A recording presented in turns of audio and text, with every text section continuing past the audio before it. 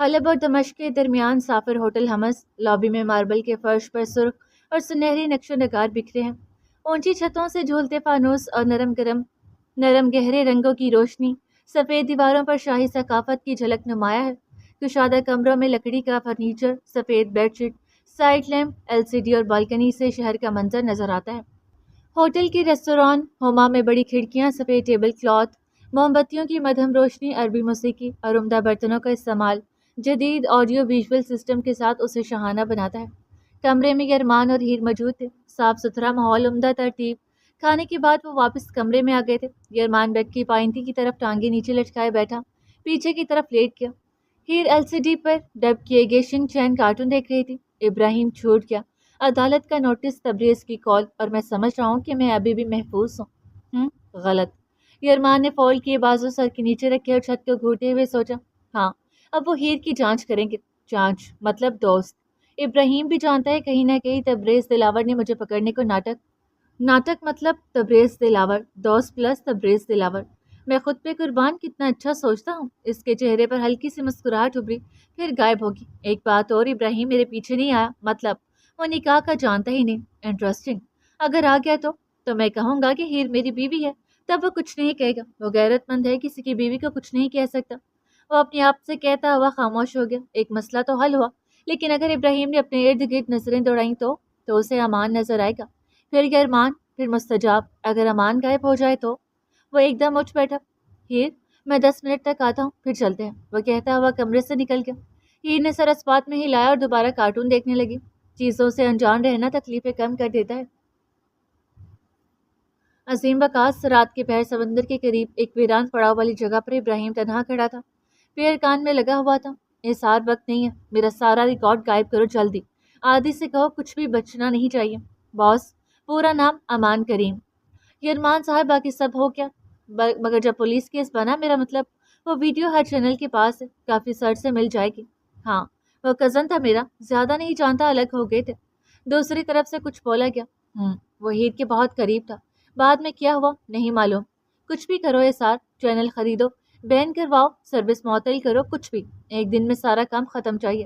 فی الحال کچھ تو کرو۔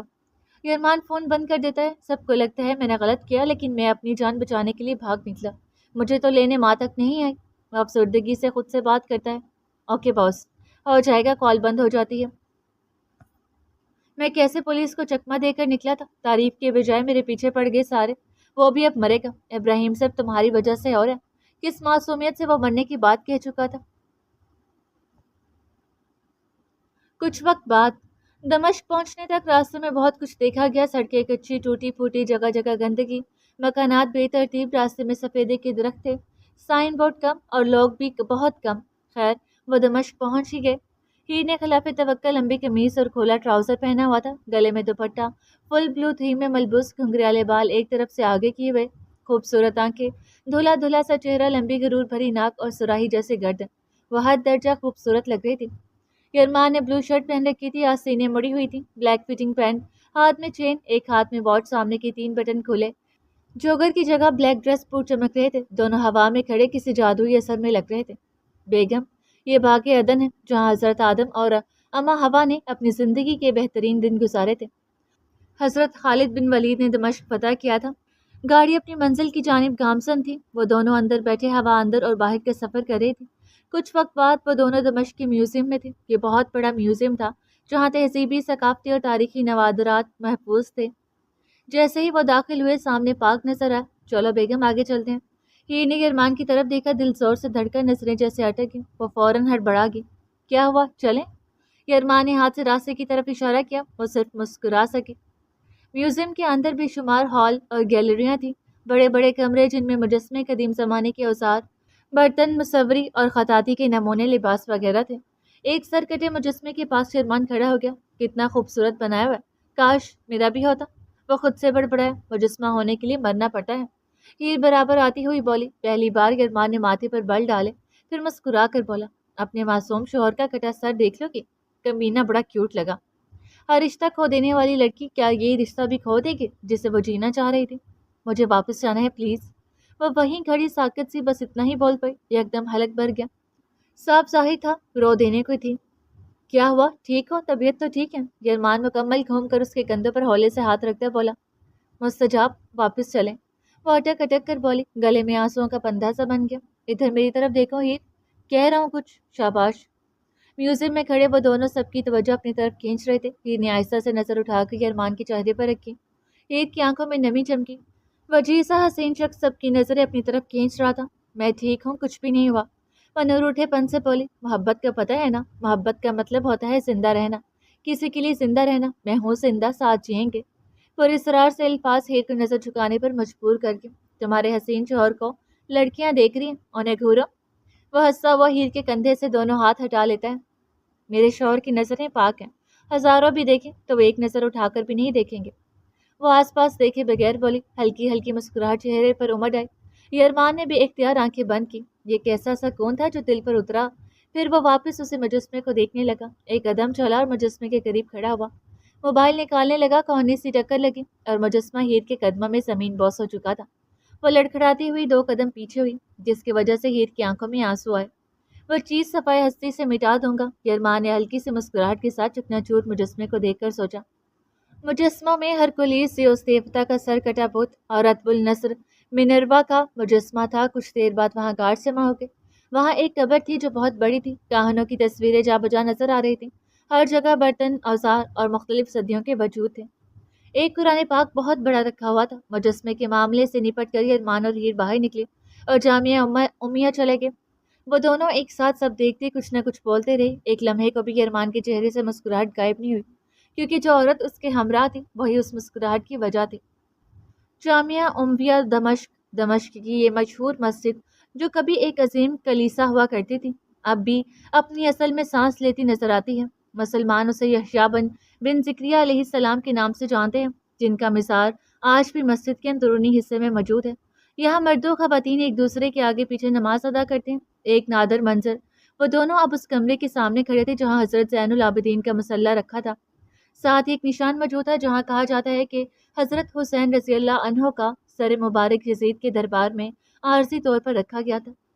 ہیر دیکھو، یہ جو دور والا مینار ہے، یرمان نے اوپر اشارہ کیا، یہ جدید دور کا ہے، اور وہ شمال کی جانب والا مینار عیسیٰ کہلاتا ہے۔ علماء فرماتے ہیں کہ قیامت سے قبل حضرت عیسیٰ علیہ السلام اسی مقام پر نزول فرمائیں گے۔ ہیر نے ایک نگاہ یرمان کی طرف ڈالی، پھر مینار کی طرف دیکھتے ہوئے دھیرے سے بولے، دیکھنے میں خوبصورت لگ رہا ہے، آنے سے پہلے کی حقیقت کس نے جانی؟ یرمان نے مسکرا کر گردن ہلائی، بیگم، دمشق کی اصل شان تو صلاح الدین ایوبی کے نام سے منسوب ہے۔ علوم سے آباد کیا، اور مسجد امیہ کے شمال میں ان کا مقبرہ واقع ہے۔ حجرہ سادہ، قبر خاموش، صرف ایک سفید مرمر کی قبر جو ان کی ہے، اور تھوڑا آگے 2 گلیاں چھوڑ کر حضرت علی رضی اللہ عنہ کی ہمشیرہ کی قبر بھی ہے۔ ہیر نے خاموشی سے سنا، پھر آہستہ سے کہا، مستجاب، اگر ہم صحابہ کرام کے دور میں ہوتے تو ان کے قدموں میں دفن ہوتے، اور شاید جنت میں داخلہ بھی مل جاتا۔ وہ لوگ کتنے خوش نصیب تھے جو اس دور میں تھے۔ یرمان کا چہرہ ایک لمحے کو سنجیدہ ہوا اور آنکھیں جھک گئیں۔ صاحب کو اپنے گناہ یاد آ گئے۔ ایسی باتیں مت کرو ہیر، ابھی تھوڑی دیر پہلے ہم نے طے کیا تھا ایسی بات نہیں ہوگی، ٹھیک؟ انسان بے وقوف ہوتا ہے، لوگوں کے سامنے خود کو بدل لیتے ہیں، مگر خدا کے سامنے وہ تو سب دیکھتا ہے نا۔ کچھ دیر بعد وہ خاموشی سے گاڑی میں بیٹھ کے حمیدیہ بازار کی گلیوں میں وہ آہستہ آہستہ چلتے رہے۔ تنگ گلیاں، بوسیدہ دکانیں اور زندگی کی سادہ رونقیں، بازار کی بھاگتی دوڑتی گلیوں سے گزر کر وہ ایک پرانے ریسٹورانٹ کی طرف بڑھے۔ ہیر، کھانے کے بعد ایک بات بتاؤں گا۔ یرمان نے دروازہ کھول کر اسے اندر بلایا۔ ایک خستہ سی میز پر 2 خوبصورت لوگ بیٹھے تھے، سامنے کباب، نمکین، خستہ روٹی کے ٹکڑے اور پرانے وقتوں کا سا ماحول۔ دونوں نے ایک نظر کھانے کو دیکھا، پھر ایک دوسرے کو زبردستی سے مسکراہٹ کے ساتھ کھانے کی شروعات کی۔ مستجاب، کچھ غلط تو نہیں؟ یار، کھانا تو کھا لو، پھر بتاتا ہوں۔ اسے کھانا کھانا نہیں، کھانا چھپانا کہتے ہیں، وہ ہنستے ہوئے بولی۔ بازار میں رش تھا، لوگ مزے سے کھا پی رہے تھے۔ کھانے کے بعد وہ دونوں باہر کھڑے تھے۔ رات کی خاموشی گہری ہوتی جا رہی تھی۔ بتائیں مستجاب، کیا بات تھی؟ وہ بچوں کی طرح سامنے آ کھڑی ہوئی۔ یرمان نے سینے پر ہاتھ باندھ لیے۔ کیا بتاؤں؟ کچھ یاد ہی نہیں آ رہا۔ مستجاب، پلیز بتا دیں۔ وہ بالکل اس کے سامنے تھی۔ ایسے کیسے بتا دوں؟ پہلے میری بات مانو، وہ مسکرا کر بولا۔ کون سی بات؟ یہ طے تو نہیں ہوا تھا؟ وہی تو اب کر رہا ہوں نا۔ اچھا ٹھیک ہے، بولیں۔ مذاق کر رہا تھا، بتاتا ہوں۔ یہ جو پیچھے ریسٹورانٹ ہے نا، یرمان نے ذرا سنجیدگی سے کہتے پیچھے اشارہ کیا۔ جی جی، آگے بولیں۔ ہیر متجسس سی منہ کھولے بے تابی سے سن رہی تھی۔ یہ جگہ کباب اور کتوں کے لیے مشہور ہے۔ लेकिन भूख तुम्हें लगती है तो क्या करता, सोचा बता ही दो। क्या मजाक कर रहे हैं? वो गले पर हाथ रखकर चौंकी। नहीं हीर, मैं तुमसे ऐसा मजाक नहीं कर सकता, किसी से भी पूछ लो। एक मिनट जनाब। पास से गुजरते एक तुर्क शख्स को आवाज दी। जी बेटा, वो साफ उर्दू में गोया हुआ। क्या आप बता सकते हैं कि कबाब और कुत्ते कौन से रेस्टोरेंट में? अच्छा अच्छा, वो पीछे ही तो है, वो देखिए। वो बात काट कर अपनी ही शौकी झाड़ने लगा। बहुत शुक्रिया जनाब। सर इस बात में हिलाते हल्की सी मुस्कुराहट के साथ वो तुर्क चला गया। मुस्तजाब, मैं छोड़ूंगी नहीं आपको। वह गर्दन और मुंह पर हाथ रखकर क्या जैसी शक्लें बनाने लगी। यरमान ने बमुश्किल हंसी रोकी। आपको हंसी आ रही है? दोबारा मैं कुछ नहीं खाऊंगी। इट्स ओके, मैंने भी तो खाया और वहाँ लोग भी तो मजे से खा रहे थे। ये सिर्फ बात मशहूर है, हकीकत में ऐसा कुछ भी नहीं। मैं तुम्हें कुत्तों का गोश्त थोड़ी खिला दूंगा। वो कहते हुए मुस्कुराता हुआ चेहरा फेर गया। मेरा दिल तो बहुत खराब हो रहा, लेकिन आप कह रहे हैं तो मान लेती हूँ। ओके कोई नहीं, मेरे पास कौन सा चांस नहीं होंगे। वरना खुद से मुस्कुराए। थोड़ी देर बाद दोनों गाड़ी में बैठकर दोबारा सफर पर रवाना हुए। रात बेशुमार राज अपने अंदर लिए कतरा कतरा गिर रही थी। गाड़ी जबल कासियोन की तरफ रवाना थी। वह नंगा पर्वत है हीर। यरमान उंगली से इशारा करता है। देखो वो, जैसा आपने किया है मैं नहीं देख रही। वह नाराज से अदाकारी करने लगी। बीबी जी, मैंने तो अपनी बीबी को कभी घर से बाहर नहीं निकले दिया, और आप नखरे कर रही हैं। ड्राइवर बैक व्यू मिरर से देखकर बोला। क्यों नहीं निकलने दिया बाबा? वो अदाकारी छोड़कर ड्राइवर की तरफ मतवज्जा होगी। हम पठान हैं, और औरत अगर बाहर गई तो फिर घर वापस नहीं आने दिया। हमारी गैरत गवारा नहीं करती। चेहरा थोड़ा गुस्सेला सा बना रहा था। और अगर मर्द बाहर चला जाए, किसी और औरत को ले आए तो गैरत ठाठे मारती है पठान साहब। शर्मान ने जले कटे लहजे में जवाब दिया। हीर यरमान को देख कर रह की, अब पश्तो भी तो नहीं बोल रहे। वो अब बस जिद थी कि पठान इतनी साफ उर्दू नहीं बोल सकता। मैं बाहर ही रहा हूँ बचपन से, इसलिए बोल रहा हूँ। अब अगर बोले तो बाहर की भी नहीं रहोगे। शर्मान मुठ्ठियां भींच कर बोला। साफ जाहिर था कि बात उसे बुरी लगी थी। मुस्तजाब, आप क्या कह रहे थे? वो उस बात पर मोम की तरह पिघल गया। ये आवाज़ शफा थी ना। ये वो जगह है जिसके कदमों में इंसानों ने रहना शुरू किया। यहाँ के नंगे पहाड़ों पर अब पौधे लगाए जाते हैं, लिबास से खाली हैं। वो देखो पहाड़ बेलिबास से। उसने धीमा से मुस्कुरा कर कहा। सुनने में आया है कि एक पहाड़ पर शाम का सदर बनाया जाना है, लेकिन हकीकत मालूम नहीं। वो खुद ही कहकर हंसी।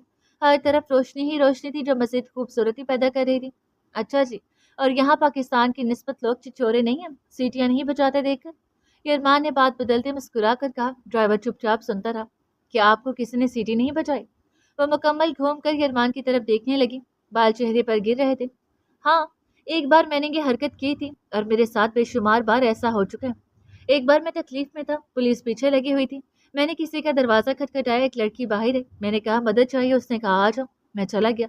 घर में उसकी माँ भी थी। लड़की ने पानी दिया, देखने में बस ठीक ठाक ही थी। मैंने खाना मांगा, वो ले आई और मेरे पास बैठ गई। उसी चारपाई पर। घर छोटा सा था, मैंने इसलिए नॉक किया था कि गरीब अक्सर मदद करते थे। वो आराम से बैठ गई। मैं फौरन से उठ खड़ा हुआ। उसने कहा मैंने दुआ मांगी थी आज सुबह कि मेरा रिश्ता खुद चलकर घर आ जाए तो उम्रा करूंगी। मुझे उसकी नीयत खटकने लगी। मैंने कहा उम्रे के पैसे मुझे दे दो, कल अपने माँ बाप को ले आऊंगा, फिर चलेंगे। वो फौरन उठी, एक पैकेट सा ले आए। उसमें तकरीबन 5 लाख थे।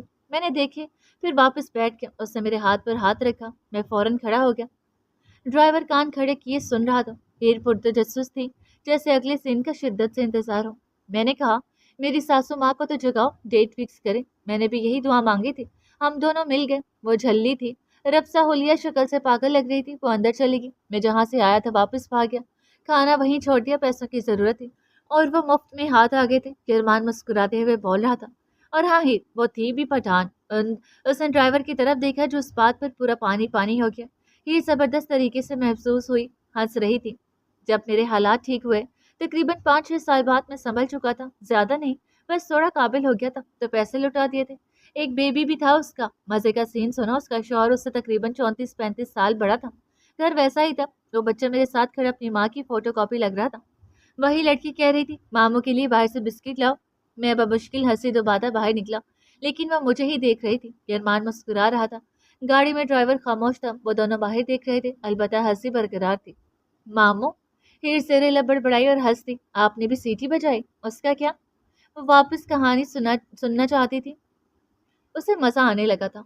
मैं ऑफिस में काम करता था। कोलीग ने कहा हिम्मत ही नहीं है किसी लड़की को छेड़ने की। मैं लड़कियों से किनारा करता था, फिर मैंने हिम्मत दिखाई। मेरी कोशिश थी बाद में सॉरी कर लूंगा। एक बॉस टाइप लड़की हमारे कैबिन के पास आ रही थी। दोस्तों ने इशारा दिया, मैंने सीटी बजा दी। ऊपर से कहा وادی فرات گھومنے چلے محترمہ؟ پھر میں آفس سے باہر تھا، وہ باس کی وائف تھی، میں نے دیکھی نہیں ہوئی تھی۔ باہر کھڑے ہو کر 2-3 بددعائیں دی، جا تو رہا ہی تھا۔ اس بار ڈرائیور مسکرایا، پھر بھی مسکرا دی، لیکن یہ ارمان سیریس تھا، ایک درد سا ابھرا تھا۔ راستہ آسان تھا، باتوں اور باہر کے مناظر نے تھکن محسوس نہ ہونے دی۔ وقت گزرتا رہا اور وہ دونوں ایک ساتھ بیٹھے تھے، دوریاں نزدیکیوں میں بدل رہی تھی۔ ہفتے بعد لاہور میں مئی کے آغاز کے ساتھ سورج شدت پکڑ چکا تھا، پرندے چھپ چکے تھے، گلیاں سنسان اور لوگ اپنے کاموں میں مصروف۔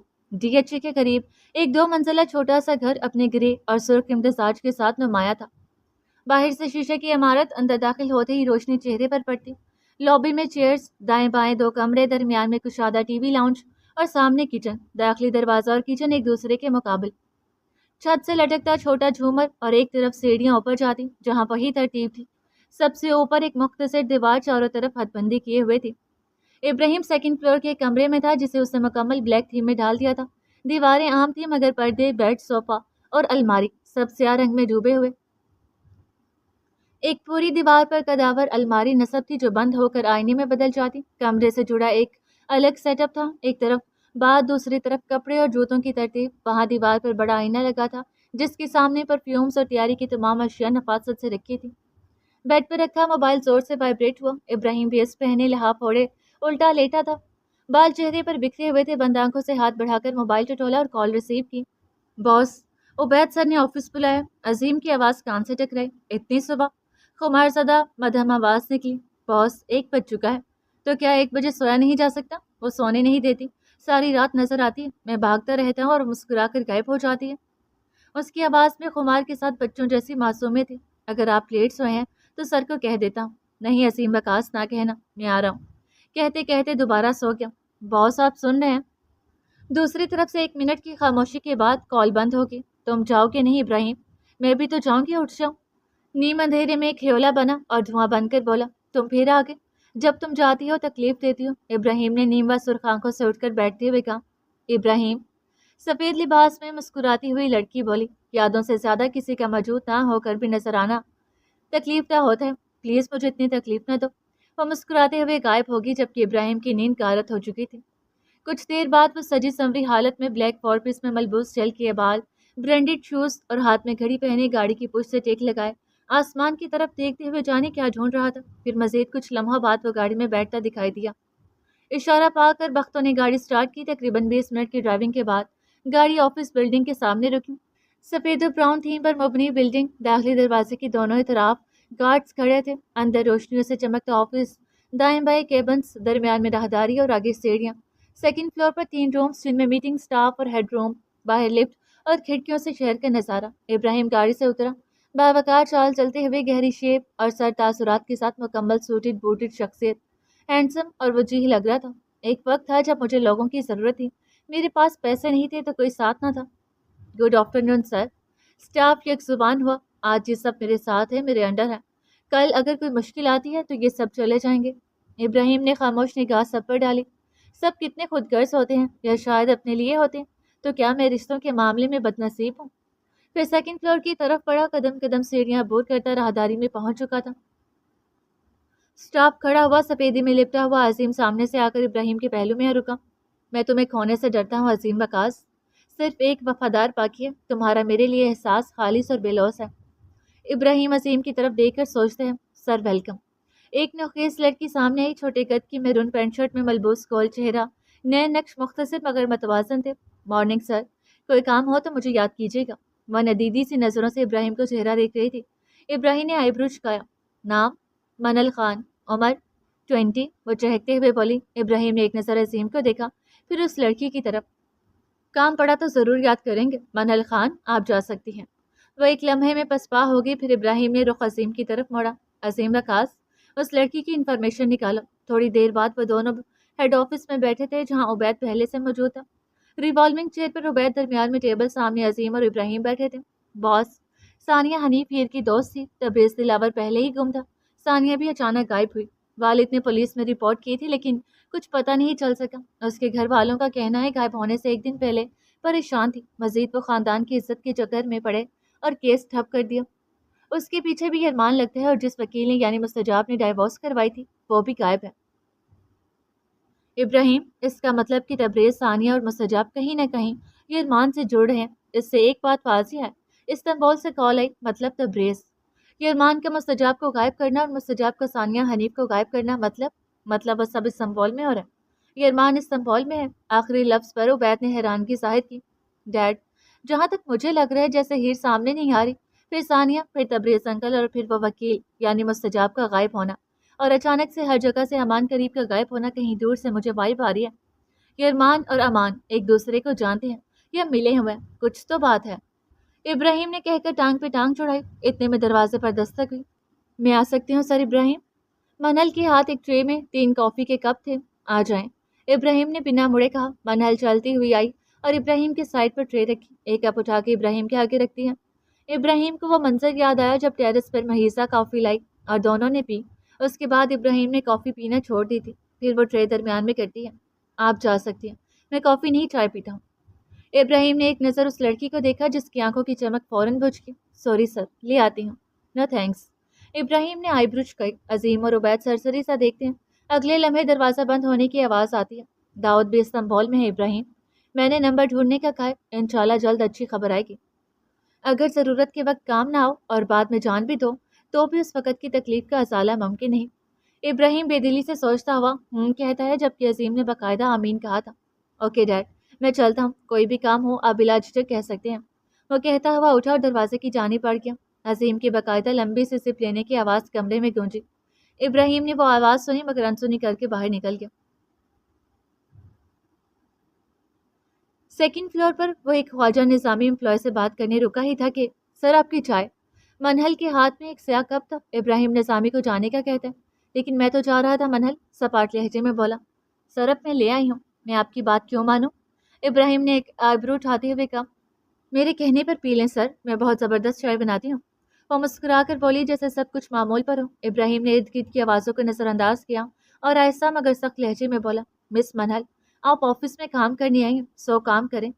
پہلے روز سے میں آپ کو دیکھ رہا ہوں، آپ نہ سمجھ ہے نہ میں بچہ ہوں کہ مجھے کچھ سمجھنا ہے، نظر نہ آئے۔ اپنے قدم وہیں روک لیں جہاں آپ کی حد ختم ہوتی ہے، یہ بہتر ہوگا۔ وہ کہتا فوراً سے چلا گیا۔ منہل وہیں ساکت کھڑی رہی، کچھ پل تک یوں ہی، پھر آہستہ آہستہ ارد گرد نظریں دوڑاتے ہوئے واپس پلٹ گئی۔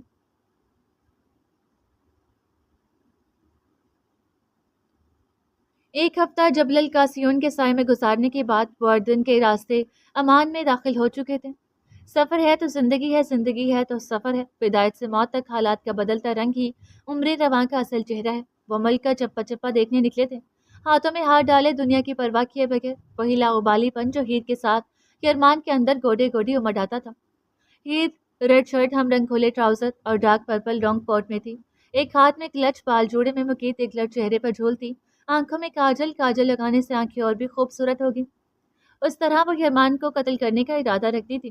یرمان نے مہرون شرٹ، وائٹ چینوز پینٹ اور بادامی لانگ کوٹ پہن رکھا تھا، بازو فولڈ، کلائی پہ گھڑی، جل کے بال پیچھے کو بڑے ہوئے، شیپ گہری ہو رہی تھی، سرخ و سفید چہرہ، گہری کالی آنکھیں، بڑا ماتھا، ڈریس بوٹ زمین کی شان بڑھا رہے تھے، گویا اعلیٰ حسنیت کا مالک۔ ہیر بھی اس کے سامنے مدھم لگی۔ دونوں گاڑی میں نیو لونگ کپل کی طرح بیٹھے تھے۔ عمان کی روشنیاں گاڑی کے شیشوں سے لپٹ رہی تھیں اور شہر کی خاموش موسیقی میں گل چکی تھی۔ میرٹھ ہوٹل پیچھے رہ چکا تھا۔ وہ آگے بڑھتے گئے، رومن تھیٹر کے کھنڈرات کے قریب پہنچے۔ دور دور تک پہاڑ تھے۔ کھنڈر کے اندر آؤ تو 6000 لوگوں کے بیٹھنے کی گنجائش والی اس ویران تھیٹر میں صرف 2 نظارے زندہ تھے، ایک باہر پہاڑوں کا سکوت، دوسرا اندر ان کے بیچ پھیلتی ہوئی خاموشی۔ ڈرائیور، گاڑی روک دو۔ شہیں، ہیر چلو۔ گاڑی رکتے ہی وہ نکل کھڑا ہوا۔ لمبے کوٹ میں مسرور سے انداز میں چلتا ہوا وہ کسی سلطان جیسا لگ رہا تھا۔ کوٹ ہوا میں لہرانے کا خود موقع ڈھونڈ رہا تھا۔ دوسری طرف سے ہیر بھی باہر آ چکی تھی۔ مستجاب، جی بیگم۔ اب وہ دونوں برابر کھڑے تھے۔ دور 2 لڑکیوں پر ہیر کی نظر گئی، پھر یرمان پر ٹکی۔ پاس آئیں، وہ کان کی طرف اشارہ کرتی ہے۔ یرمان کا دل تو گیا۔ بیگم، یہاں عوام دیکھ رہی ہے، اگر یہاں، اوہو، بات تو سنے نا۔ اوف، وہ سمجھ رہا تھا شاید ہوا سے اڑتے بال پیچھے کرے گی، عقل پر ماتم۔ یرمان بس سوچ سکا، پھر وہ ہولے سے کان ہیر کے قریب کرتا ہے۔ دل آخری درجے تک دھڑک رہا تھا۔ سامنے 2 لڑکیاں آپ کو دیکھ کر مسکرا رہی ہیں۔ کان کے قریب ہاتھ کی اوٹ بنائے، دھیمے لہجے میں بولی۔ یرمان نے ہنسی دبائی۔ تو انہیں لگے گا کہ آپ میرے ساتھ ہیں، وہ کہہ کر کسی سادگی کے ساتھ کھڑی ہو گئی تھی۔ یرمان آہستہ آہستہ پیچھے ہٹا اور فل سیریس ہو کر ہیر کی طرف دیکھا۔ You are obsessed۔ وہ کہہ کر مسکراتا ہوا اس کے پہلو میں آ رکا، پھر سامنے دیکھنے لگا مگر وہاں سے لڑکیاں غائب تھی۔ ایک پل کو ہیر کے چہرے پر کئی رنگ آئے اور گزر گئے، چہرہ سرخ ہوا، وہ آنکھیں چرا گئی، دل زور زور سے دھڑکنے لگا، دونوں ہاتھوں کی انگلیاں ایک دوسرے میں ارسنے لگیں۔ اپنی فیلنگز نہیں چھپا پا رہی تو اس بار بھی وہ بس سوچ سکا۔ وہ کھڑا زمین پر تھا لیکن محسوس آسمان پر کر رہا تھا۔ اندر چلیں بیگم؟ اس میوزیم میں بدلی زندگی کے مناظر دکھائے گئے تھے، خیمے، اونٹ، کھادی، چرگا، رہنے سہنے کے انداز، برتن، لباس، عورتوں اور مردوں کے قداور مجسمے، سب قدیم لباس میں ملبوس، سب کچھ ایسا لگ رہا تھا جیسے صدیوں پہلے وقت یہیں ساکت ہو گیا ہو۔ وہ کچھ وقت بعد یہاں سے نکل کر آثار قدیمہ کے عجائب گھر دیکھنے گئے۔ اس بیچ وہ دونوں نظریں نہیں ملا سکے، خاص طور پر ہیر۔ رات کی روشنیاں نہائی نہائی سی پورے شہر پر آن بیٹھی تھی، ہوائیں ہر انسان کو چھو کر دوسرے انسان سے ہو کر گزر رہی تھی۔ بیگم چلیں؟ ہیر سے ایک قدم آگے ارمان کھڑا تھا، پلٹ کر بولا۔ وہ سر اسپات میں ہلاتی اس کے پیچھے ہولی۔ قلعے کے اوپر واقع میوزیم کو جبل الحسین کہا جاتا ہے، یہ ایک چھوٹا سا میوزیم تھا۔ دونوں یک قدم ہو کر داخل ہوئے، بہت سے سیاح مختلف اشیاء کو دیکھنے کی خواہش لیے کور کی وجہ سے صرف نظریں دوڑا رہے تھے۔ اندر پتھر، دھات، کھوپڑیاں، ڈھانچے، زیورات، برتن، تحریروں کے نمونے موجود تھے۔ دونوں آہستہ آہستہ سب کچھ دیکھ رہے تھے مگر ارمان کی نظریں ہیر پر تھیں، سامان تو بس نظروں کے سامنے تھا۔ یہ کیا چیز ہے مستجاب؟ وہ سامنے پڑی دو ہنوت شدہ لاشوں کی طرف اشارہ کرتی ہے۔ یہاں سب کچھ اصل ہے، کسی نہ کسی دور سے لا کر محفوظ کیا گیا۔ یہ جو دو لاشیں ہیں شاید کسی نہ کسی بچے کی ہیں، کیا یہ سب اصل ہے؟ ہیر نے متجسس ہو کر ارمان کی طرف دیکھا۔ سننے میں یہی ہے۔ ایک منٹ، ایکسکیوز می میم؟ وہاں موجود ایک لڑکی جو شاید وزٹرز کو انفارمیشن دے رہی تھی، ارمان کے بلانے پر پلٹی۔ یس سر، وردی میں ملبوس، میک اپ سے پاک چہرہ، سادہ سی۔ اوریجنل اور fake ma'am? Sir it's original. اگر کسی کے گھر میں معصوم بچہ مر جاتا تو اس کی لاش کو ہنوت کر کے محفوظ کر لیا جاتا تھا۔ لوگ گھروں میں بھی رکھتے تھے لیکن یہ صرف میوزیم کے لیے ہے۔ انگریزی سے اردو میں آتی، اب وہ پل کے جھپکا رہی تھی۔ Okay thank you, okay sir, وہ کہتی ہوئی فوراً ہاتھ سلام کے لیے بڑھاتی ہے۔ یہ نے حیرت سے اسے ارمان سے فرینک ہوتے دیکھا۔ Sorry ma'am, I am committed, Armaan کہتا ہوا ہیر کی طرف آنکھ دباتا ہے۔ وہ چپ چاپ ہیر کو دیکھتی چلے گئی۔ ہیر چونکہ ابھی تک ارمان کی طرف ہی دیکھ رہی تھی، ہاتھ ملانا بڑی بات نہیں تھی مستجاب، ابھی بھی وہ شوق میں تھی۔ وفا کے معاملے میں مرد و عورت ایک جیسے ہونے چاہیے۔ میں باہر رہتا ہوں، لوگوں میں، میرے سرکل میں عورتیں بھی ہیں، کسی کی طرف مائل ہونا برا نہیں ہے، لیکن میں نے اپنی حدود رکھی ہیں۔ اگر کوئی آپ کے لیے ہاتھ بڑھائے گا آپ روک دیں گی، دوبارہ بڑھائے گا تو ہاتھ میں توڑ دوں گا۔ آخری جملہ ہیر کے دل پر لگا۔ وہ چپ چاپ ہنوت شدہ لاشوں کو دیکھ رہا تھا۔ ہیر کی نظریں سامنے رکھے اپولو پر تھیں مگر سوچیں کہیں اور تھیں۔ میوزیم سے نکل کر واپس ہوٹل گئے اور دوسرے دن دوپہر کو ہولیا بدلے بحر المیت کی طرف آ گئے تھے۔ ہیر چپ چاپ سے تھی، جانے کیا چھپ گیا تھا دل میں، جبکہ ارمان اس خاموشی کو جان کر بھی خاموش تھا۔ کل کی نسبت ہیر نے گھٹنوں تک آتی صاف سیاہ شرٹ اور ٹراؤزر پہنا تھا، بال جوڑے میں مکی تھے۔ ارمان نے بلیک ویسٹ کے اوپر لمبا کوٹ آستینے چڑھائے، جیل لگے بال اور ڈریس بوٹ پہنے ہوئے تھے۔ سمندر کے قریب ایک بینچ پر دونوں بیٹھے تھے۔ ارمان نے ٹانگ پر ٹانگ چڑھائی اور آہستہ سے بولا، نظریں سمندر پر ٹکی تھی۔ چپ کیوں ہو ہیر؟ کیا نہیں ہونا چاہیے؟ تمہاری ناراضگی میرے لیے برداشت کرنا مشکل ہے۔ کیوں مشکل ہے؟ کیا جاننا چاہ رہی ہو؟ جو آپ چھپا رہے ہیں، تم شک کر رہی ہو مجھ پر؟ شک بری چیز ہے، چھوڑ دیا تھا جب ابراہیم کا پردہ فاش کیا تھا۔ کیوں؟ اس نام پر تکلیف ہوئی لیکن وہ ویسا ہی بیٹھا رہا۔ اس سب کی بنا پر میں صحیح ثابت ہوئی، کامیاب ہوئی، لیکن تھا سب غلط، ایک غداری۔ ہیر بہت سے لوگ ہوتے ہیں جو غلط کرتے ہیں، آپ نے صرف اپنے لیے سٹینڈ لیا۔ آپ نے کہا تھا 5 لاکھ لے کر فرار ہو گئے تھے، پھر واپس کر دیا۔ آپ نے ایسا کیوں کیا تھا؟ میرا ضمیر محبت ہے، محبت نے اجازت نہیں دی کہ حرام کماؤں اور اپنے اندر پلتی محبت کو بھی کھلاؤں۔ مجھے بھی محبت ہے خود سے، جو میں نے کیا وہ ٹھیک تھا یا غلط، لیکن راستہ غلط تھا۔ مجھے گلٹ محسوس ہوتا ہے، اس لیے شک چھوڑ دیا۔ شک کی بنا پر کسی کی زندگی تباہ کرنا انسان کو اندر سے مار دیتا ہے، لیکن سوال وہی ہے مستجاب۔ اس نے نظریں ارمان پر گاڑ دی، وہ اب بھی سمندر کا دیکھ رہا تھا۔ آپ کسی کا بڑھتا ہوا ہاتھ روک بھی تو سکتے ہیں، توڑیں گے کیوں؟ کیونکہ وہ تیسری بار بھی ہمت کر سکتا ہے۔ توڑوں گا تو بہت سے اور لوگوں کی طرف نہیں بڑھا سکے گا۔ مجھے ہاتھ ٹوٹنے سے مسئلہ نہیں مستجاب، آپ کی باتوں سے ڈر لگ رہا ہے۔ تمہیں ڈرنا بھی چاہیے، میں تمہارے قدموں میں بیٹھ سکتا ہوں جتنی میری زندگی ہے، لیکن وفاداری میں تمہیں بھی میرے جیسا ہونا پڑے گا۔ دنیا تمہاری طرف دیکھے گی تو دنیا کا جو حال میں کروں گا تم سوچ بھی نہیں سکتے۔ عورت مرد کی عزت ہے، اگر کوئی ہاتھ بڑھائے گا، نظر اٹھائے گا، قدم اٹھائے گا تو دنیا سے اٹھا دوں گا۔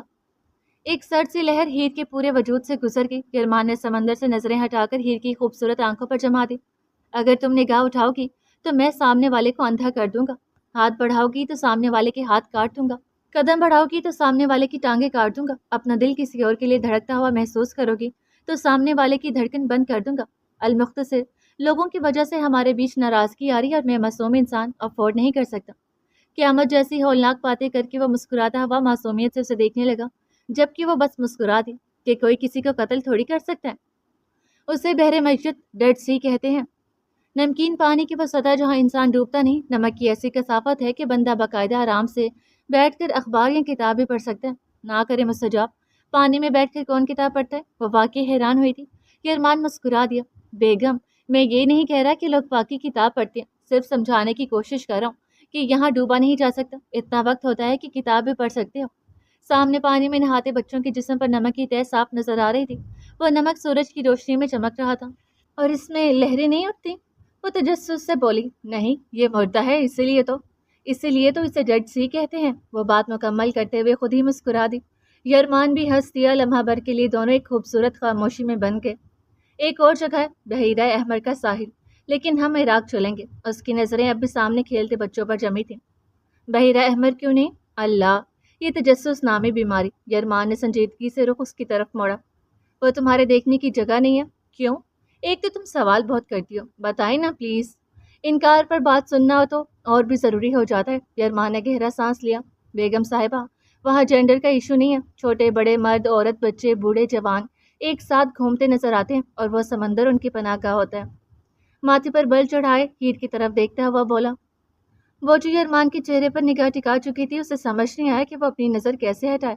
پلک تک نہ جھپک سکی، چہرے سے صاف ظاہر تھا وہ پانی پانی ہو چکی ہے۔ یرمان نے خود ہی نظر پھیر کر سمندر پر جما دی۔ شاید اب تم کچھ اور نہ پوچھو۔ یرمان نے دل ہی دل میں ہنستے ہوئے کہا۔ یہ طے تھا کہ اب ہیر دوبارہ نہ یرمان کو دیکھے گی نہ سوال پوچھے گی۔ استنبول میں اس وقت صبح اتر رہی تھی۔ سلطان احمد چوک پر معمول سے زیادہ رش دکھائی دے رہا تھا۔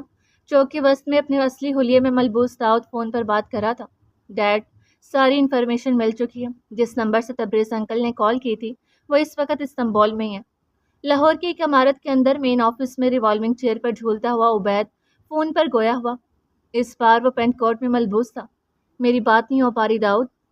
ڈیڈ، آج صبح ہی شاید ایکسیڈنٹ ہوا، ان کا موبائل ٹوٹ گیا، میری ملاقات ہوئی ہے۔ باسل مرشد تھا، ایک بار انہیں آپ کے ساتھ دیکھا تھا۔ جی، وہ دوبارہ چلا گیا تھا لیکن نمبر بند رہا۔ خیر، اور کچھ بتایا اس نے؟ بس یہی کہ تبریز کچھ گھبرایا ہوا لگ رہا تھا، پوچھنے پر کچھ نہیں بولا۔ داؤد چپا چپا چھان مرو، وہ استنبول میں ہی ہے، اس سے پہلے کہ اسے مار دیا جائے۔ Okay dad. دوسری طرف سے کال کٹ گئی۔ ابراہیم فل بلیک تھیم میں بال جل کے بغیر مگر پیچھے کی طرف جمے ہوئے، شیپ تازہ اور آنکھوں میں وہی پرانی گہری چمک لیے ہیڈ روم میں داخل ہوا۔ Morning dad. وہ کرسی پر ٹانگ رکھے بیٹھ گیا۔ پورے کمرے میں پرفیوم کی خوشبو پھیل چکی تھی۔ آفٹرنون بیٹا، عبید ہنستے ہوئے کہہ کر کونیا میز پر جما چکا تھا۔ جب میرا اپنا آفس تھا تو میں ریگولر تھا، تب آفٹرنون نہیں مارننگ ہی سننے کو ملتا تھا۔ اب تو بے حال ہوں، بے گھر۔ آپ کی بھانجی خوار کر گئی ڈیڈ۔ باپ بیٹے میں کب سے چیزیں تقسیم ہونے لگی؟ یہ آفس تمہارا ہے، باقی جائیداد میں نے داؤد کے نام کر دی، اور دوسری بات وہ تمہاری بیوی ہے۔ ڈیڈ، ڈائیورس ہو چکی ہے ہماری، جتنی وہ مجھ سے نفرت کرتی ہے میرے جینے پر بھی لعنت۔ وہ بھی کوئی مرد ہوا جس سے عورت نفرت کرے؟ تم دونوں کا دوبارہ نکاح ہو سکتا ہے، یہ نہیں تو حلالہ ایک چیز ہوتی ہے جو انسانوں کو جوڑ دیتی ہے۔ ڈیڈ پلیز، آج آپ کہہ رہے ہیں، آئندہ نہ کہیے گا۔ میں زندگی گزار سکتا ہوں اسے یاد کرتے کرتے، شاید پاگل ہو جاؤں یا تڑپتے تڑپتے مر جاؤں، لیکن اس کا نام کسی اور کے ساتھ جوڑ کر اپنے ساتھ نہیں لگا سکتا۔ فضا میں عجیب سی گرماہٹ پیدا ہو چکی تھی۔ مرد بنو، مردوں کی طرح فیصلے لو ابراہیم، اپنی عورت کو صرف اپنے لیے رکھتے ہیں، ساری زندگی انتظار کر کے اسے خود سے دور کرنا کون سا فیصلہ ہے؟ ڈیڈ، مرد بن کر کہہ رہا ہوں، وہ اگر ہے تو میری ہے، ورنہ اس کا نام کسی اور کے ساتھ نہیں جڑے گا۔ کہہ کر وہ ایک جھٹکے سے اٹھا اور بنا کچھ کہے دروازے سے نکل گیا۔ وہ میری ہو بھی نہیں سکتی اور اسے کسی اور کے ساتھ دیکھا بھی نہیں جا سکتا۔ یہ کیسی کیفیت ہے جس کو نہ سمجھا جا سکتا ہے نہ بیان کیا جا سکتا ہے۔ وہ سوچتے ہوئے سیکنڈ فلور پر پہنچ گیا۔ چہرے کے تاثرات نارمل تھے لیکن دل میں چھکر چل رہے تھے۔ منحل کچھ فائل ساتھ میں لیے فوراً ابراہیم کے پاس پہنچی۔ باقی سٹاف ایسے ہی کام کرتا رہا۔ سر ابراہیم، یہ کچھ فائلز ہیں، ان پر سائن چاہیے، سر عبید نے کہا تھا۔ اوکے دکھائیں۔ سر، آپ میری سیٹ پر بیٹھ جائیں، کچھ فائلز وہیں رکھی ہیں۔ اوکے۔ ابراہیم ساتھ پڑی ریوالونگ چیئر پر بیٹھ کے، ٹیبل پر کچھ فائلز رکھی ہوئی تھی۔ چہرے کے پاس کھڑی سفید وردی میں ملبوس منہل کی نظریں ابراہیم کے چہرے پر تھیں۔ پیچھے دو لڑکے دیکھ کر کچھ بڑبڑائے، باقی کیبنس والوں کی نگاہیں بھی ابراہیم اور منہل پر ٹکنے لگی۔ سر، بس یہ آخری فائل، وہ ہاتھ میں تھامی فائل بڑھاتے ہوئے بولے۔ باقی سب پر سائن ہو چکے تھے۔ سر اب جا رہے ہیں؟ تھا، جی میں جا رہا تھا، اب سائن کر رہا ہوں۔ ابراہیم وہیں بیٹھا تیوری چڑھائے سر اٹھا کر بولا، مس منل، آپ کو ایک بات کلیئر کر دوں، یہاں کوئی اسکینڈل نہیں چاہتا، آپ کی حرکات مشکوک ہیں۔ باس کی چاکری کرنے اور آگے پیچھے پھرنے میں فرق ہوتا ہے۔ یہاں ہر دوسرا شخص باتیں بنانے لگے۔ آپ ٹیلنٹڈ ہیں، اس چیز کو نمبر بنانے کا نام دے دیں، اور جس سے آپ کا رشتہ طے ہو چکا ہے اس کے ساتھ ایماندار رہیں۔ وفاداری عورت ساتھ پر جچتی ہے۔ ابراہیم نے پین ٹیبل پر رکھا اور وہاں سے اٹھ کر چلا گیا۔ میں وہاں کرنا نہیں چاہتی، نہ نمبر بنانا چاہتی ہوں ابراہیم۔ منہل سوچتے ہوئے وہی پین بڑے پیار سے اپنے بیگ میں رکھ دیا۔ تاثرات بالکل ویسے ہی تھے۔ آدھے گھنٹے تک وہ گھر پہنچ چکا تھا اور اپنے کمرے میں موجود کاؤچ پر بیٹھا تھا۔ لمبی ٹانگیں کیے پاؤں ٹیبل پر جمائے، گود میں لیپ ٹاپ رکھے کچھ کام کر رہا تھا۔ سیاہ ٹراؤزر اور ٹی شرٹ میں ملبوس پہلے کی حالت اب مکمل بدل چکی تھی۔ کسرتی سفید بازو چیئر کے بازو پر رکھے ہوئے تھے، ایک ہاتھ تھوڑی پر جمع تھا جو شیو پر چمک رہا تھا، دوسرے ہاتھ سے وہ ٹائپ کر رہا تھا، بال ماتھے پر بکھرے ہوئے تھے۔ دروازے پر دستک ہوئی۔ یس۔ عظیم سفیدی اوڑے کمرے میں داخل ہوا۔ کمرے میں واحد سفید رنگ عظیم کا لباس تھا۔ باس، ہم بہت قریب پہنچ چکے تھے۔ داؤد کو وہ انسان مل گیا، جگہ بھی مل گئی جہاں سے کال کی گئی تھی۔ انٹرسٹنگ۔ وہ ابھی بھی کام میں مصروف تھا۔ باس، آپ ٹھیک ہیں؟ ہاتھ باندھے ادب سے کھڑا وہ فکر مند سا بولا۔ یہ واحد انسان تھا جو ابراہیم سے حال پوچھتا تھا۔ ہو رہا ہوں ٹھیک، اتنی توڑ پھوڑ کے بعد پہلے جیسا بننا مشکل ہے، لیکن میں کر لوں گا۔ وہ نوز جھکا ہوا تھا۔ عظیم وقاص۔ یس باس۔ ابراہیم نے کام چھوڑ کر ٹیک لگائی، ہاتھ ابھی بھی گال پر ٹکا تھا۔ ہیر کو ڈھونڈو، مجھے وہ واپس چاہیے۔ ابراہیم کی نظریں عظیم کے چہرے پر گاڑی ہوئی تھی۔ باس، مشکل لگ رہا ہے۔ نظریں جھکا کر وہ نگاہیں چرا گیا۔ کیسے ناممکن ہے عظیم وقاص؟ دنیا میں کچھ بھی ناممکن نہیں ہے۔ اس سے میری زندگی تباہ کر دی اور میں اس کے سامنے بھی نہ جاؤں۔ کیوں عظیم وقاص، کیا چھپا رہی ہو مجھ سے؟ وہ لیپ ٹاپ رکھ کر اٹھا، عظیم کے روبرو آ کھڑا ہوا۔ قد میں 2 انچ اونچا لگ رہا تھا، ایک سفید تھیم ایک سیاہ تھیم، ایک سانولا ایک چمکتے رنگ والا۔ باس، میں کوشش کروں گا۔ اور یرمان کا کچھ پتہ نہیں چلا، وہ مستجاب احمد بھی غائب ہے، شاید یرمان نہیں کیا ہو۔ عظیم بار بار اٹھتی گرتی نظریں سنبھالتا ٹہر کر کہہ رہا تھا۔ عظیم وقاص، پتہ نہیں، لیکن مجھے لگتا ہے کچھ ہے جو تم چھپا رہے ہو۔ صاف ظاہر ہے اگر کال استنبول سے آئی ہے تو یرمان وہاں ہوگا، کہیں نہ کہیں ساری کڑیاں یرمان سے مل رہی ہیں۔ باس، میرے والد سر عبید کے ساتھ وفادار ہے، میں آپ کے ساتھ وفادار رہنا چاہتا ہوں، لیکن میں سر عبید کا بھی سیکرٹری ہوں۔ کچھ باتوں پر انہوں نے حد باندھی ہے۔ مطلب میں ٹھیک سمجھ رہا تھا، میں پوچھوں گا نہیں، لیکن اگر وہ بات ہیر سے جڑی ہے تو یہ بات یاد رکھنا، میرے پاس اس دنیا سے یقین اٹھنے کے بعد صرف ایک انسان باقی ہے اور وہ تم ہو عظیم وقاص۔ عظیم کی جھکی ہوئی نظریں بے اختیار اٹھی، دل میں ایک ٹیس اٹھی، کسی کا دنیا سے اعتبار توڑنے کی ٹیس۔ عظیم وقاص، میرے آس پاس جتنے بھی لوگ ہیں وہ کاغذ کے ٹکڑوں پر چلتے ہیں، جہاں وہ کاغذ سیکھتے ہیں وہاں موجود ہو جاتے ہیں۔ عورتوں کی وفاداری میرے نصیب میں نہیں لکھی گئی، مگر کوئی کھل کر آپ سے اظہار افسوس کرے، اپنا دکھ سکھ بانٹے تو اسے اندھیرے میں نہ رکھو۔ تم جا سکتے ہو۔ عظیم نے نظریں جھکائیں اور پیچھے مڑا، جاتے ہوئے 100 قیامتیں دل پر گزری۔ جب دروازہ کھولا تو ایک آنسو دروازے کی دہداری میں گرا، موبائل بجنے لگا۔ ابراہیم نے عظیم کے پٹ سے نظریں ہٹا کر ٹیبل سے موبائل اٹھایا۔ بڈی کالنگ۔ بھائی، ایک مردانہ آواز ابراہیم کے کان سے ٹکرائی۔ کوئی کام تھا؟ بنا تاثر کے بولا، لیکن لہجہ نرم تھا۔ بھائی، آپ کو پتہ ہے میں مجبور تھا، آپ نے ہمیشہ میرا ساتھ دیا، اعتماد سے بولنا آپ نے سکھایا، چلنا پھرنا اٹھنا بیٹھنا آپ نے سکھایا، لیکن میں آپ کا ساتھ نہ دے سکا۔ موم کا آپ کو پتہ ہے، وہ مجھے لے آئیں، ڈیڈ بھی نہیں تھے۔ داؤد، مجھے پتہ ہے، ڈیڈ کو تم نے سب کچھ پتہ ہے، لیکن میں بھی ایک انسان ہوں، بھولنے میں وقت لگتا ہے، برے وقت میں چھوڑنے والوں کو بھولنا آسان نہیں ہوتا۔ بھائی، موم اور ڈیڈ کی ڈائیورس ہو چکی تھی۔ موم نے بس اپنا بیچارہ پن ظاہر کیا، جانتا ہوں بہت پہلے سے۔ آپ کو پتہ تھا بھائی؟ میں نہیں چاہتا تھا تمہاری ماں تم سے دور ہے اور تم میرے جیسی اذیت سے گزرو داؤد۔ سوری بھائی، میں اکیلا چھوڑ گیا۔ داؤد کی روندھی ہوئی آواز بھیگنے لگی۔ داؤد، ریلیکس، مجھے گیلا نہیں، یہ میری قسمت تھی۔ ابراہیم نے کہہ کر کال کاٹ دی، موبائل بیڈ پر پھینکنے کے انداز میں گرا دیا اور دوبارہ چیئر پر بیٹھ کے ٹیبل پر ویسے ہی پاؤں جمائے آنکھیں بند کر لیں۔ صرف ایک دن کی بات ہو، ایک دن کے رشتے ہوں تو انسان سروائیو کر لیتا ہے، یہ تو زندگی بھر کا روک ہے، اور جب لوگ ساتھ چھوڑتے ہیں تو تکلیف ہوتی ہے۔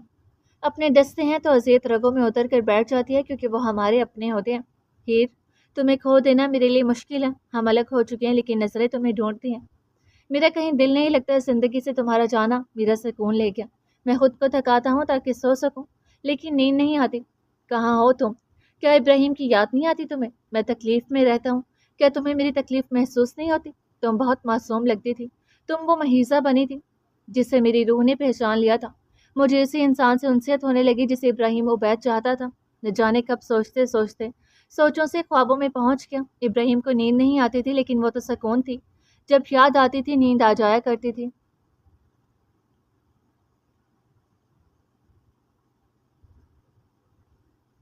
عراق کی سرزمین پر قدم رکھتے ہی ایک عجیب سی کیفیت طاری ہوئی۔ اسلام کے پیغام نے اس خطے کو توحید کی روشنی بخشی۔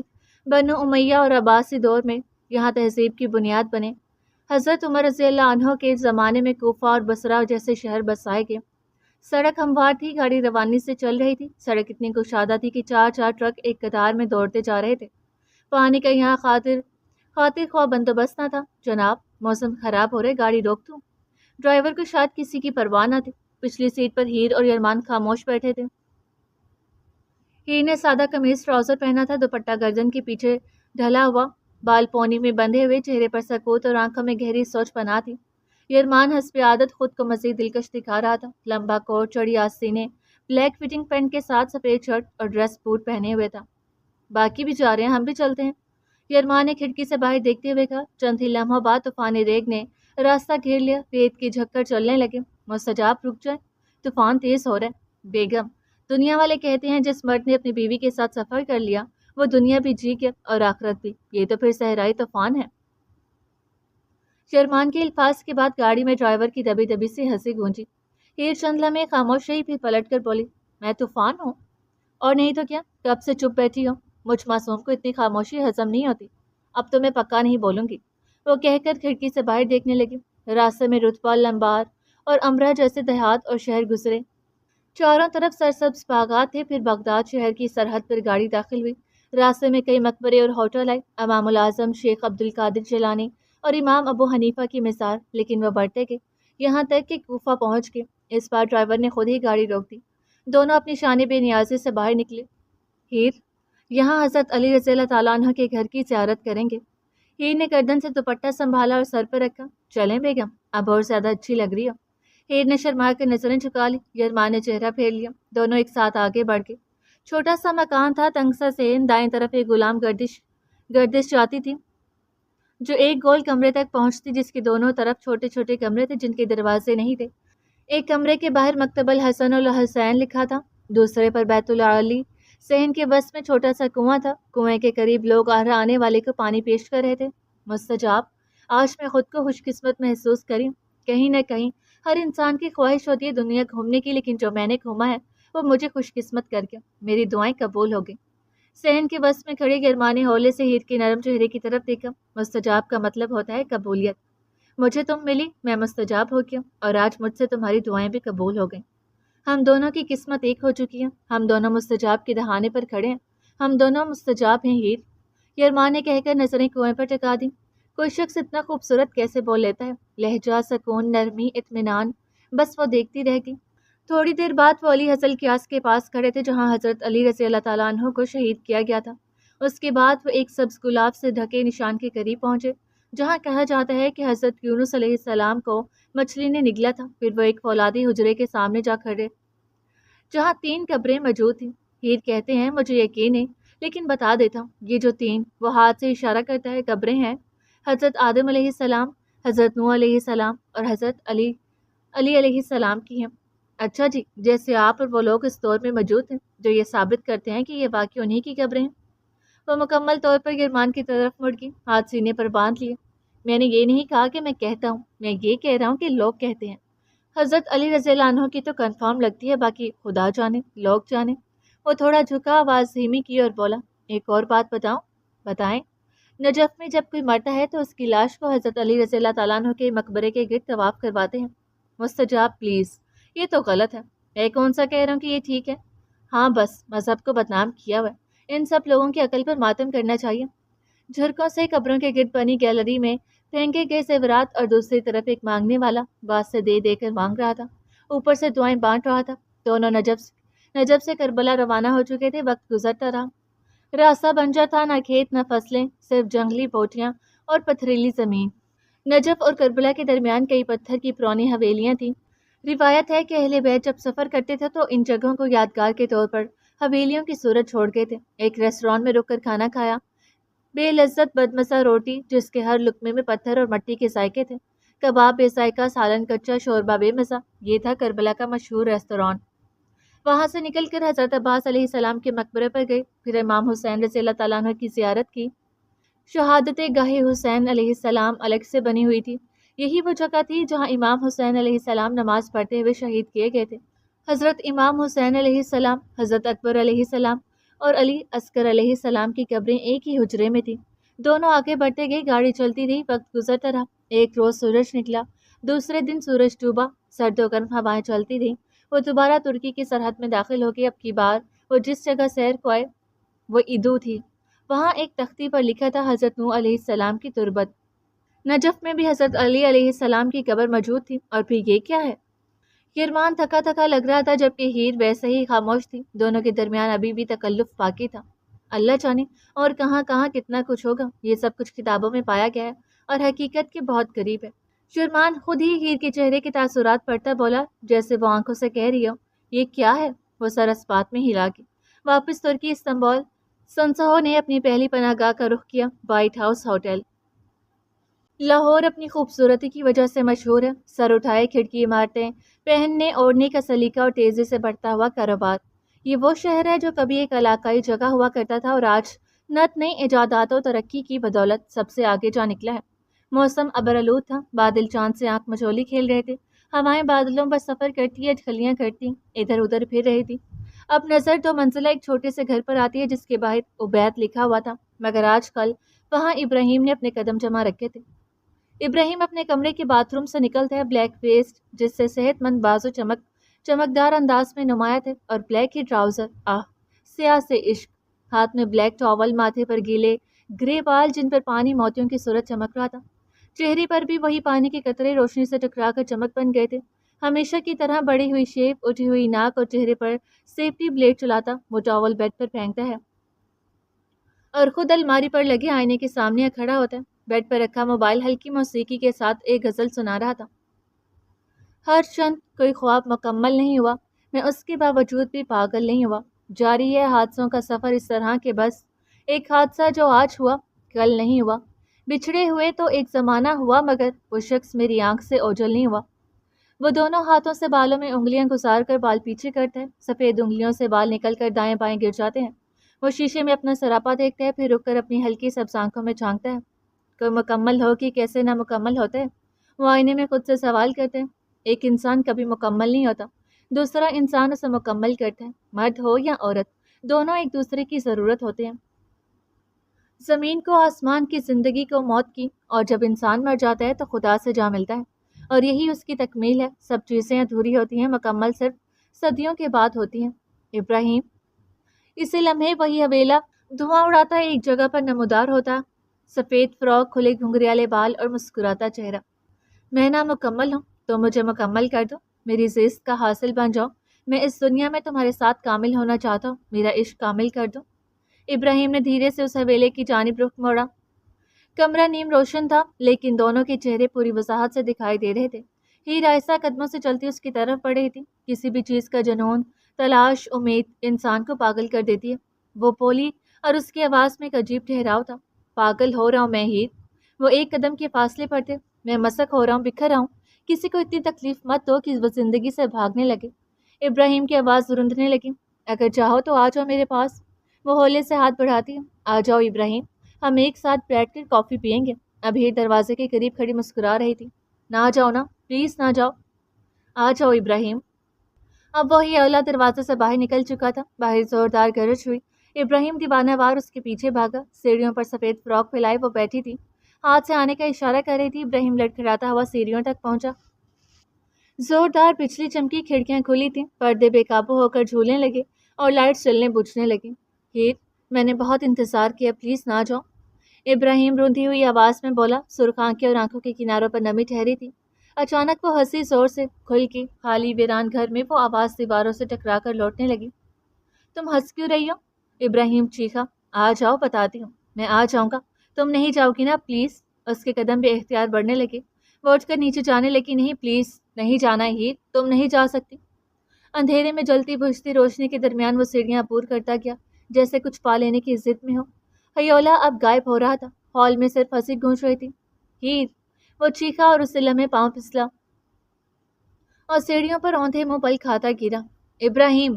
ایک چیخ نکلی، پسینے سے شرابور گردن پر بہتی پسینے کی لکیر، سانسیں بے ترتیب۔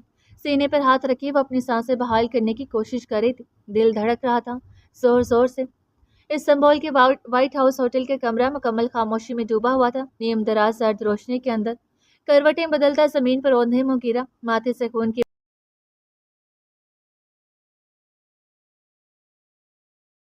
دھونے کو تھی، آنسو ناک کے کنارے سے ہوتا ہوا زمین پر گر رہا تھا۔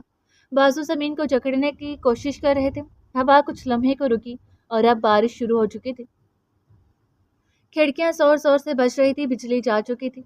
ہیر سائڈ ٹیبل پر ہاتھ مار کر کمرہ روشن کرتی ہے، کانپتے ہاتھوں سے جگ سے گلاس اٹھایا، ہولے سے کپ کپاتے ہونٹوں سے وہی نام دہرایا۔ ابراہیم! کتنے دنوں بعد یہ نام لبوں سے نکلا تھا، آنسو بنا کسی رکاوٹ کے بہنے لگے۔ یرمان کمرے میں نہیں تھا، وہ آ کر کھڑکی کے قریب کھڑی ہوگی، پانی پیا نہیں، ویسے ہی رکھ دیا، بال ہوا کے ساتھ پیچھے کو اڑنے لگے۔ غلط ہے یہ، اس کے بارے میں نہیں سوچوں گی، وہ اب مجھے کبھی نظر نہ آئے۔ ہاں ہاں، ایسا ہی ہونا چاہیے، وہ بہتی آنکھوں کے ساتھ بولی۔ وہ برا ہے، ہاں برے لوگوں کو بھول جانا چاہیے، لیکن نہیں، مجھے کچھ نہیں سوچنا، نہیں سوچنا۔ لڑکھڑاتی ہوئی وہ واپس آ کر لیٹ گئی، لحاف اوڑھ لیا، زکام زدہ سی آواز کمرے میں ہولے ہولے سرگوشی بن کر گونجنے لگی۔ کچھ دیر بعد ابراہیم اپنے کمرے میں نیم بے ہوش لیٹا تھا، سر پر بینڈیج تھی اور ہونٹ زخمی۔ عبید ڈاکٹر سے بات کر رہا تھا اور عظیم ڈاکٹر کا بیگ تھامے کھڑا تھا۔ میں نے کچھ دوا لکھی ہے، انشاءاللہ بہتر ہو جائیں گے، اکیلا مت چھوڑیں۔ ابراہیم ہیلوسینیشن کا شکار ہے، انہیں ہر وقت کسی کے ساتھ کی ضرورت ہے، ایسا کوئی جو ان کا دھیان بٹا سکے۔ فی الحال بھی ہوش ہیں، صبح تک دوا کا اثر اتر جائے گا۔ ڈاکٹر نے نرمی سے عبید کے کندھے پر ہاتھ رکھا۔ خیال کریں گے انشاءاللہ عظیم۔ عبید نے ڈاکٹر کو دروازے تک چھوڑنے کا اشارہ کیا۔ عظیم نے اس بات میں سر ہلایا اور ڈاکٹر کو باہر تک چھوڑنے کے لیے بڑھ گیا۔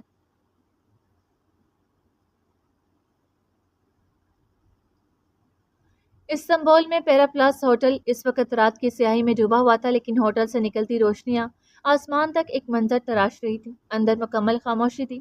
شاہی طرز پر تعمیر شدہ یہ ہوٹل اپنی پوری شان و شوکت کے ساتھ کئی راز اپنے اندر سمیٹے کھڑا تھا۔ اسی ہوٹل کے ایک کمرے میں 3 لوگ قطار میں بندھے ہوئے تھے، 2 قدم دوڑ رہے تھے، ننھے ننگے پیر، جوتے نہیں تھے، بھاگتے لڑکھڑاتے گھسیٹتے بڑھتے جا رہے تھے۔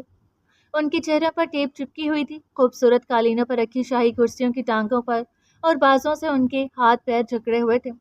گوں گاں کی آوازیں مسلسل کمرے میں گونج رہی تھی۔ سامنے ہاتھ باندھے ادب سے احسان کھڑا تھا، اس کے ہاتھ میں گن تھی اور چہرے پر شاطرانہ مسکراہٹ سجی تھی۔ ہیلو ڈیڈ، سوری اس وقت آپ سو رہے ہوں گے، لیکن بات بہت اہم ہے۔ نہیں، جاگ رہا ہوں، بولو۔ فون سے نکلنے والی آواز تو پکاپ کی استنبول کے قریب کھڑے داؤد کے کانوں سے ٹکرائی۔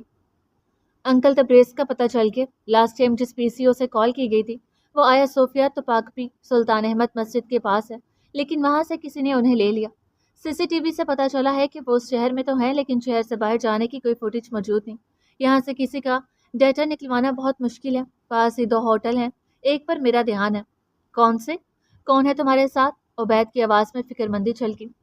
آگے پیچھے رات کے وقت بھی دن جیسے ٹریفک تھی۔ نکر کے اوپر ہلکی شرٹ پہنے ایک بچہ بھاگتا جا رہا تھا۔ اتنے میں یرمان ویٹر کے حلیے میں کمرے میں داخل ہوا، چہرہ چھپا ہوا اور سر پر کیپ تھی جس کا چھجا پیچھے کی طرف تھا۔ یرمان صاحب، باہر سب ٹھیک ہے؟ احسان دروازے کی طرف بڑھا اور اچھی طرح لاک کیا۔ کمرے میں موت جیسے خاموشی چھا گئی۔ نہیں، ٹھیک نہیں ہے احسان۔ یرمان نے ان تینوں کی طرف دیکھا اور بیڈ کی پائنتی پر بیٹھ گیا۔ بیٹھتے ہوئے پچھلی طرف سے سائلنسر لگی گن نکالی، شہادت کی انگلی میں گھمائی اور واپس ہولسٹر میں رکھ دی۔ پھر کیپ اور ماسک اتار کر پیچھے پھینک دیا۔ گوں گاں کی آوازیں مزید تیز ہوگی، پسینے سے تر باسی چہروں پر چکنائی جمی ہوئی تھی، کپڑے میلے۔ یرمان نے ایک نظر ان پر ڈالی، پھر احسار کی طرف گردن گھمائی۔ پرفیوم نہیں ہے یا روم سپرے؟ کچھ تو کرو یار، یہاں بیٹھنا محال ہو رہا ہے۔ یرمان نے ناک پر ہاتھ رکھ کر کہتے ہوئے ماسک دوبارہ چہرے پر چڑھا لیا۔ حکم کی تابعداری میں احسار فوراً کمرے سے نکلا۔ نہائے نہیں کیا آپ لوگ؟ گندے بچے۔ وہ معصومیت سے مسکرا رہا تھا۔ مجھے دیکھو کتنا صاف ستھرا معصوم سا انسان۔ घुटनों पर कोहनियां जमाए, एक हाथ से गन घुमाता, दूसरा हाथ बार बार उसकी उंगली को रोकता।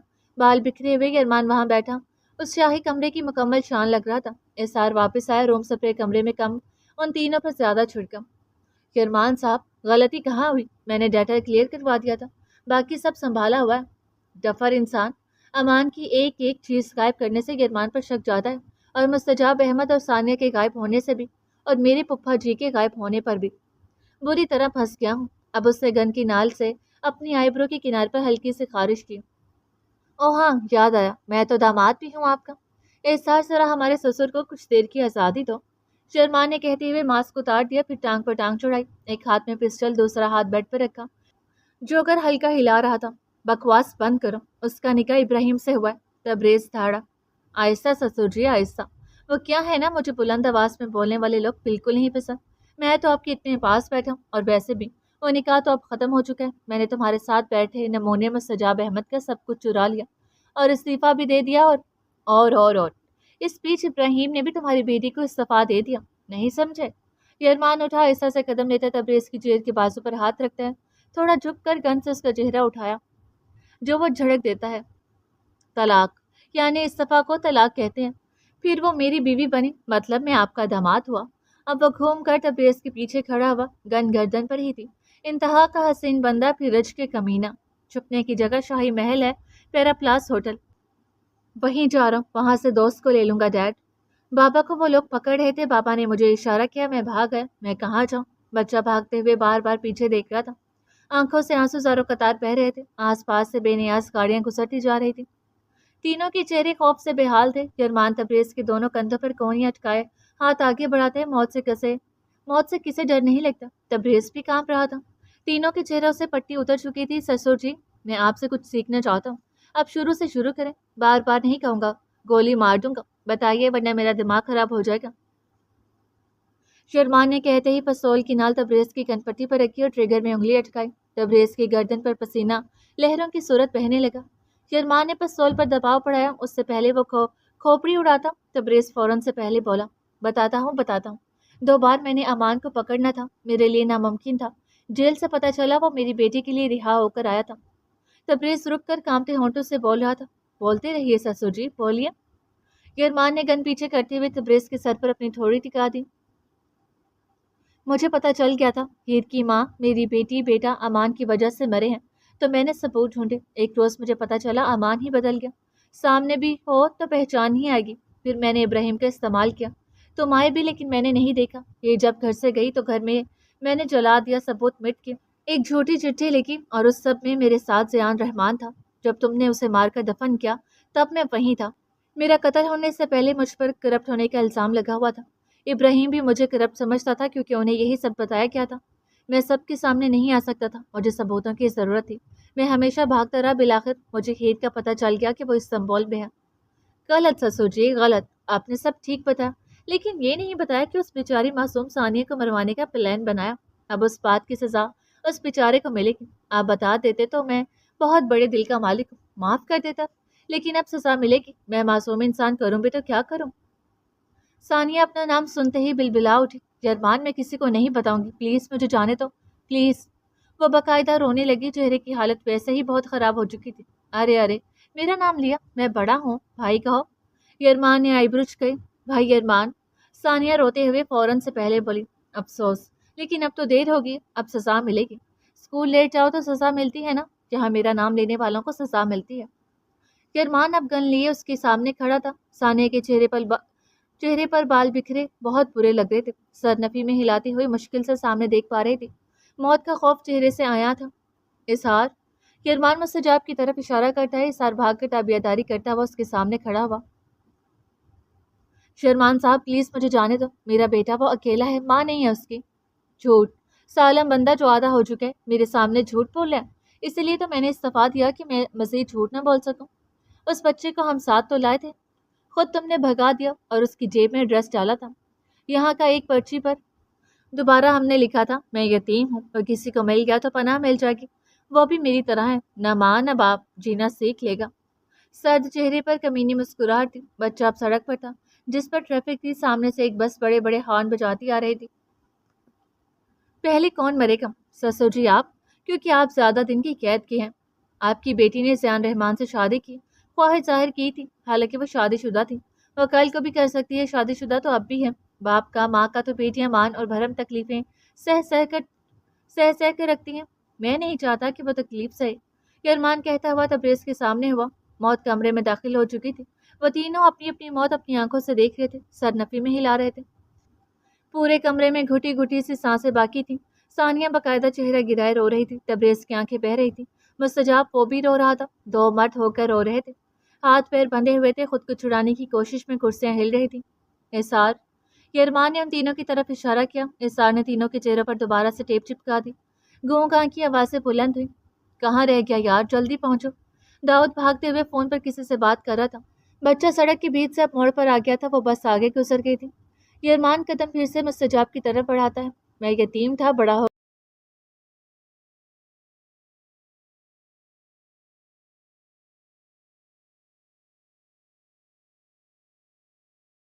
کیسی بیٹی پیدا کی ہے، نکل جاؤ۔ ہر روز پتہ نہیں کیسے کیسے دوستوں سے ملنے جاتی تھی، بھاگ گئی، دفع ہو جاؤ، ملعون عورت۔ ثانیہ کے والد ثانیہ کی ماں کو گھر سے باہر دھکا دیتا ہے۔ وہ منہ کے بل گرتی ہے، ماتھے پر چوٹ لگنے سے خون نکل آتا ہے۔ ماتھے سے خون ثانیہ کے چہرے پر بہنے لگا، سانس روانہ ہو چکی تھی، اس کا سر ڈھلک چکا تھا، سسکیاں اور آہو پکار دب گئی تھی، ساری مزاحمتیں دم توڑ گئیں۔ ثانیہ حنیف ایک سرپھری عاشق کے ہاتھوں اس جہان فانی سے کوچ کر گئی۔ اب آپ کی باری۔ اب عرفان بھی ایسا ہی ایک الٹا قدم لیتا ہوا تبریز کے روبرو آ کھڑا ہوا۔ ایک طرف 60 سالہ جھریوں سے بھرا جلسا ہوا چہرہ اور دوسری طرف 30 سالہ بے حد حسین وجود، ایک کرسی سے بندھا اذیت کی آخری حد پر پہنچا ہوا، جبکہ دوسرا آزاد، مضبوط اور اس کی سانسیں اپنے اختیار میں لیے سامنے کھڑا تھا۔ ہیر پانی لینے اٹھی تھی، گلاس میں پانی تھا لیکن گلاس دور تھا۔ وہ اٹھی اور گلاس اٹھایا، پھر وہ واپس بیڈ پر بیٹھ رہی تھی۔ یرمان نے تبریز کے چہرے سے ٹیپ کھینچی۔ مار دو لیکن بلیک ہیومن ہارٹ، وہ تبریز چلایا۔ وہ بیوی ہے میری، جانتا ہوں کہاں ہے۔ یرمان نے کہتے دل کے مقام پر نشانہ باندھا۔ چٹاک سے زمین پر گرنے کی آواز آتی ہے۔ ہیر کے پاؤں سے خون نکل رہا تھا، گلاس ٹوٹنے سے کانچ پاؤں زخمی کر گیا۔ تبریز کے دل آخری لفظ، آخری ہچکی، آخری سانس اور روح پرواز کر چکی تھی۔ وہ جھک کر اپنا پاؤں دیکھتی ہے، وہاں گردن سے گرا لاکٹ بھی پڑا تھا، اس پر خون لگ چکا تھا، گلاس پانی سمیت زمین بوس ہو چکا تھا۔ بابا کہتے ہی ایک آنسو زمین پر گرا۔ ہیر نے جھک کر لاکٹ اٹھایا، پیر پر خون ہلکا سا رس رہا تھا۔ شرمان صاحب آپ جاؤ، احسار نے آگے بڑھتے ہوئے کہا، پھر سب سلو موشن میں ہونے لگا۔ ہوا رکی ہوئی تھی، لمحے جیسے جم چکے تھے، تھوڑی دیر بعد اطلاع متعلقہ اداروں تک پہنچا چکی تھی۔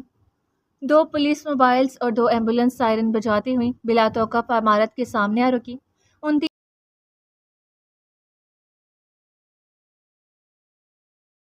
داؤد دروازے کے کنارے پر کھڑا اپنے دوست کے ساتھ خاموش تماشا دیکھ رہا تھا۔